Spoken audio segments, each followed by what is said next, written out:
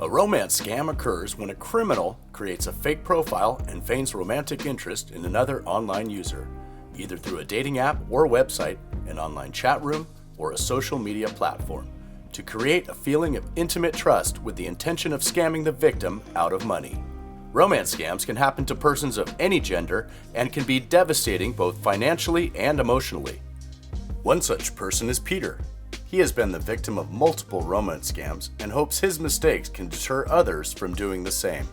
Number one, you start chatting, and there's a certain type of person that you'll chat for maybe a day or less, but definitely within 2 days. And you think you're getting to know them and their life, something about them, and then they hit you with a personal problem they're having, which involves finances. Romance scammers often prey on older individuals who are divorced or widowed. They often target victims' insecurities or desires and will work to develop an intimate relationship as quickly as possible. They will then lure the victim into sharing personal or financial information. And I just wanted to have communication. And for me, that's what it was all about. But all the communications I started having eventually turned into requests for money. What would happen was I would click follow, and then they would text me back going, "Hey Peter, I'm glad you followed me. You can DM me." So I'd send a DM, direct message.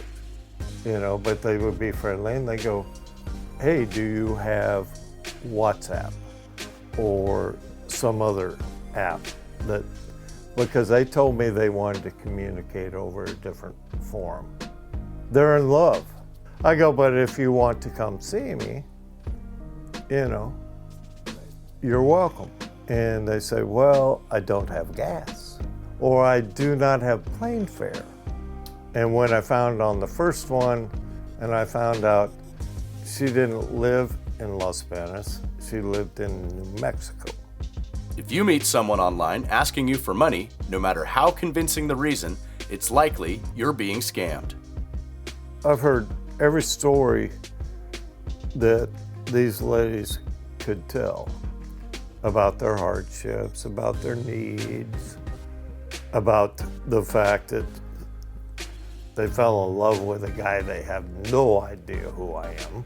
First one, I lost 100. I could afford that. Other ones I've lost, I hate to add this up, probably 2,000 or 3,000, maybe more. But the internet is based upon promising you love. I felt like a fool. I felt like I was stupid. And that's not the truth. If you sent money to someone, contact your financial institution as soon as possible. Your bank may be able to stop the transaction for you or recover money on your behalf. Report the scammer to the dating or social media site on which you met and prevent them from victimizing others. Your next step is to alert the police and the Federal Trade Commission. Remember, falling victim to a scammer can happen to anyone. It's normal to feel ashamed or embarrassed after you've been scammed. But perfectly intelligent people fall victim to scammers every day. There is nothing to be ashamed of. In fact, talking about your experience can help lessen those feelings of shame and protect others from being victimized in the future.